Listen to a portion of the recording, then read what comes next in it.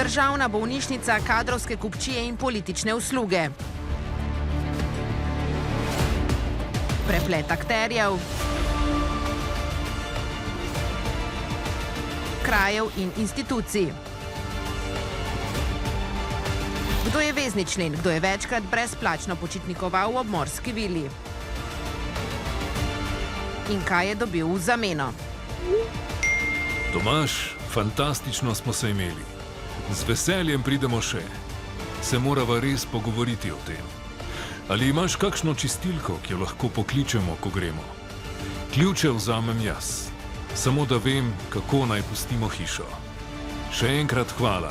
Dragi Robi, sem vesel za vas. Ne rabi skrbeti za čiščenje. Ključe vzemi, ostalo pa, ko se vidiva. Tomaž. Glavna akterja slovensko-češki poslovnež Tomaž Subotič in predsednik vlade Robert Golob.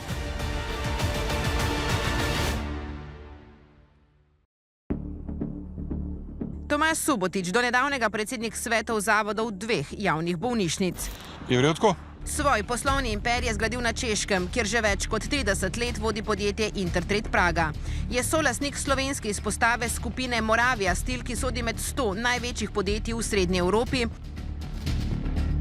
ter je največji posamični lastnik železarja Štore in pomemben delničar Uniorja z okoli 3-odstotnim deležem. Subotič nikoli ni skrival, da je milijonar. Pred 10 leti je za Delo povedal: Moje premoženje je vredno več milijonov evrov, a ne želim razkrivati podrobnih podatkov. Ponosen sem na to, da sem uspešen in da sem premožen. In to je to.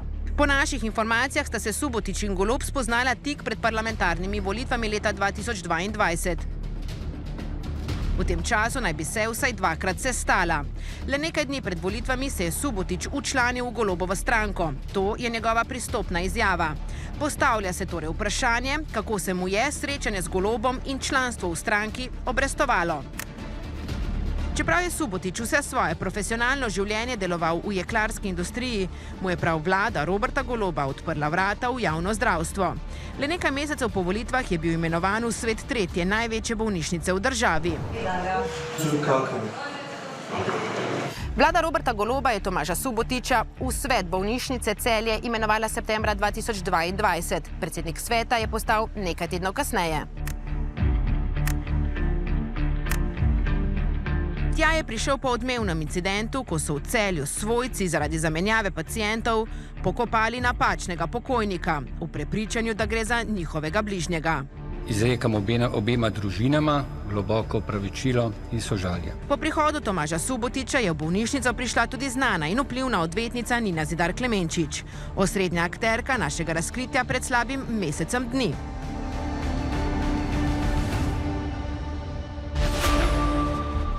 Nina Zidar Klemenčič je že vrsto let povezana z aktualnim direktorjem celjske bolnišnice Draganom Kovačičem, saj ga je zastopala v preiskavi zaradi suma korupcije v primeru žilnih opornic.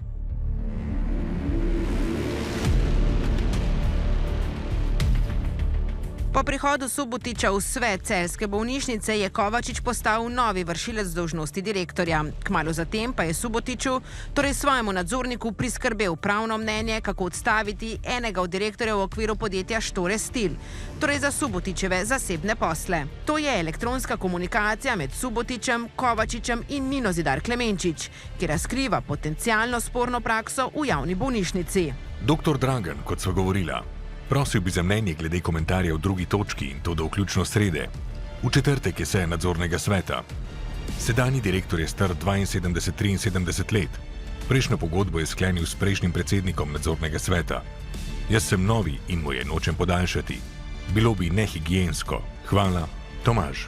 10 minut kasneje Kovačič Subotičev mail posreduje odvetnici Nini Zidar Klemenčič. Zdravo, Nina. Prosim te, če lahko do srede podaš mnenje na tale problem, za katerega me je zaprosil predsednik sveta zavoda. Lep pozdrav. Dragan. Zdravo. Seveda pripravimo. Na zadevi bo delala odvetnica. Na koga pri vas se lahko obrne, če bo imela kakšno vprašanje? Hvala. Nina Zidar Klemenčič. Lahko kar name. Hvala ti. LPD. Dan kasneje je pravno mnenje spisano. Zdravo. spodaj strnjeno odgovori na vprašanja gospoda Subotiča. V priponki še celo pravno mnenje. Če ima še kakršnokoli vprašanje, me lahko pokliče in se dogovoriva. Ali to pomeni, da je pravno mnenje za Subotičeve zasebne namene plačala kar tretja največja bolnišnica v državi?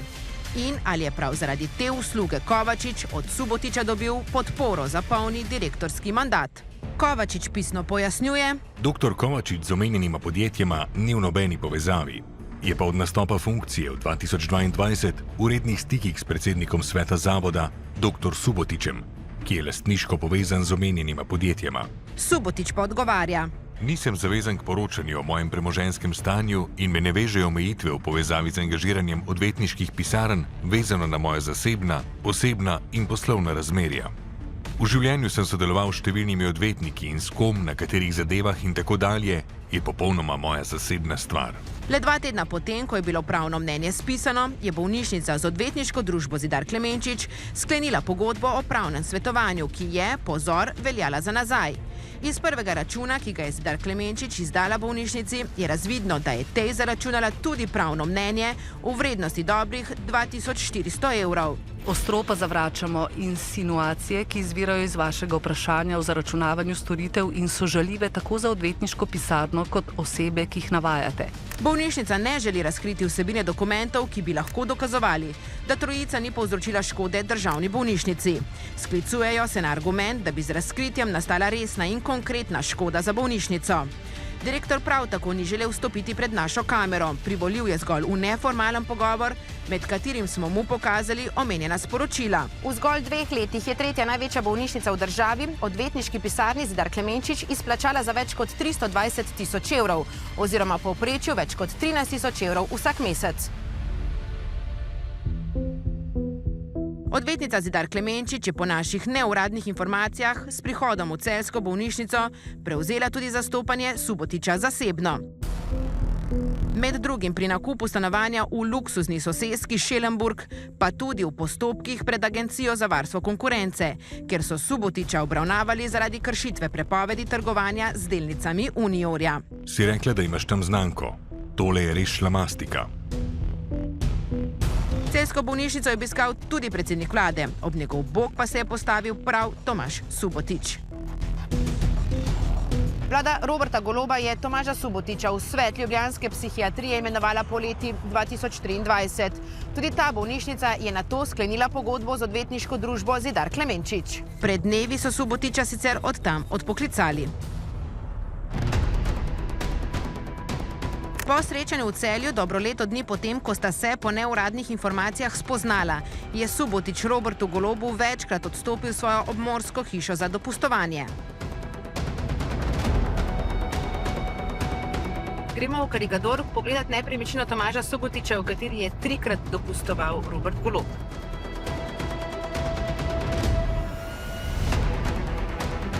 Karigador, manjše obalno naselje v hrvaški Istri.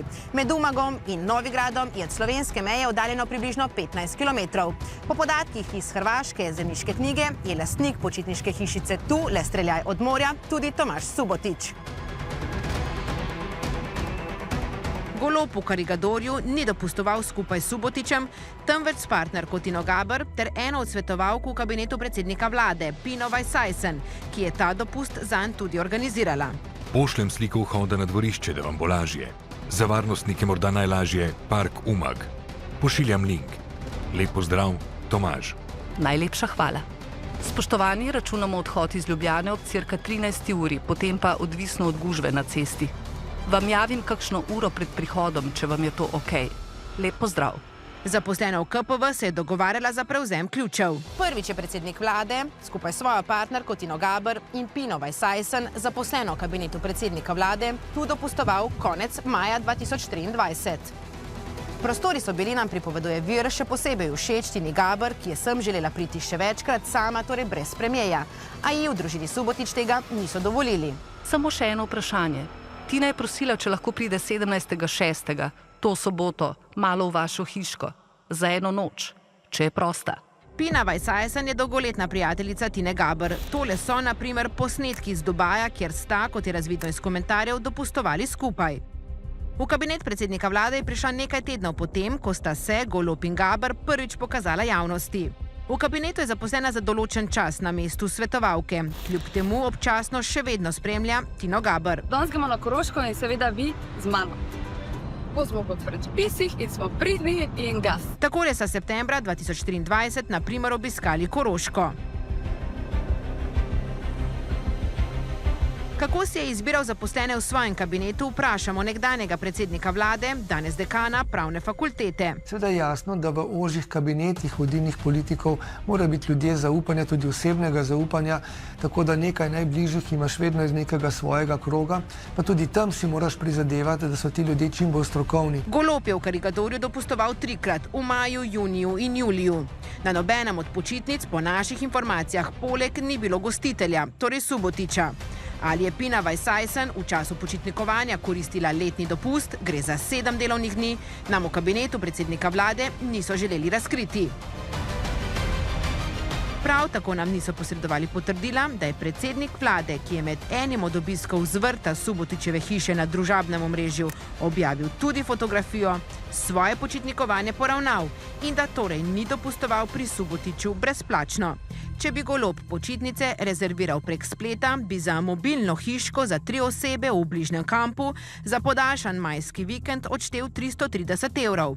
Najem celotne hiše v Karikadorju, sicer z bazenom, a ne tako blizu morja kot je Subotičeva, pa bi za 3 osebe plačal več kot 2000 evrov. Je šlo zgolj za prijateljsko počitnikovanje. To je sporočilo, ki so ga iz kabineta predsednika vlade poslali Tomažu Subotiču le nekaj dni po drugem dopustu. Gospod Subotič, dober dan. Predsednik vlade bi vas želel videti. Imate čas jutri, četrtek, 16:10. Hvala. Lep pozdrav. 99% bom točen.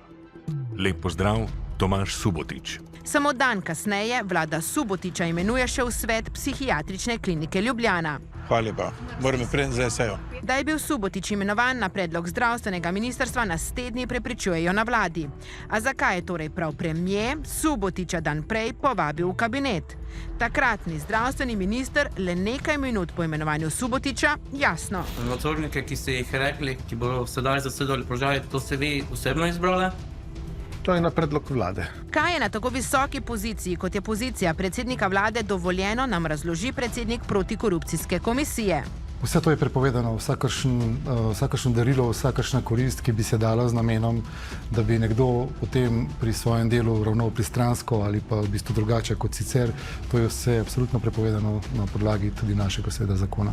Golob ni pristal na intervju. Ker gre za predsednika vlade, smo njegove odgovore iskali na javnem dogodku ob podpisu pokojninske reforme. Gospod Golob, moramo vas ostaviti. Zakaj ne želite odgovarjati na vprašanja povezana z vašim dopustovanjem pri gospodu Subotiču, ki ga je vaša vlada imenovala v 2 sveta bolnišnic?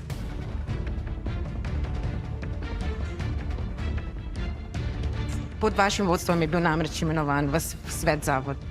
Glejte, danes smo podpisali pokojninsko reformo.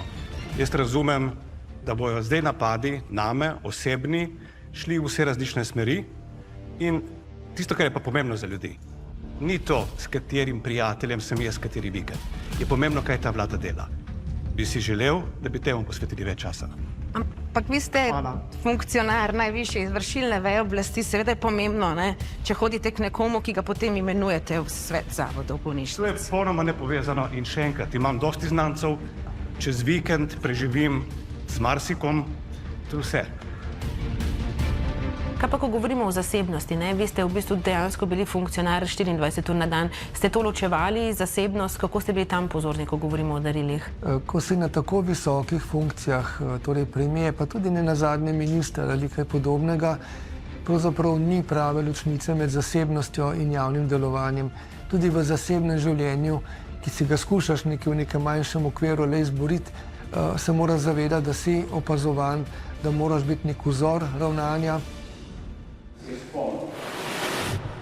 Če je torej Golob pri Subotiću dopustoval kot prijatelj, bi se moral pri glasovanju na vladi izločiti.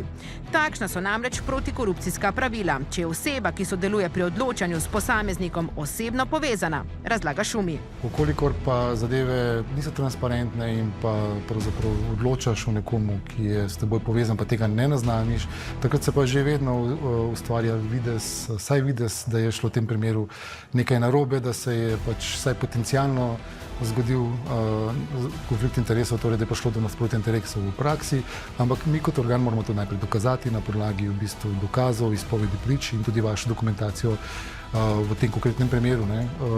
Bomo preučili in videli, ali je v bistvu v tem primeru prisotna kršitev ali ne. Na podlagi sporočil in dokumentacije, ki smo jih pokazali predsedniku KPK, so že uvedli preiskavo, tako imenovani predhodni preizkus. Če tukaj politiki ne znamo pokazati svojim lastnim zgledom, da ločimo dobro od slabega, da ločimo pravno od nepravnega, skratka tisto, kar je prav in narobe, potem bo seveda cela družba uporabila ta vzorec in se bo sama obnašala podobno. Nihče od vpletenih, ne predsednik vlade, ne Tina Gaber, ne Tomaž Subotić, prav tako kot ne Dragan Kovačič in Nina Zidar Klemenčič, ni želel stopiti pred naše kamere.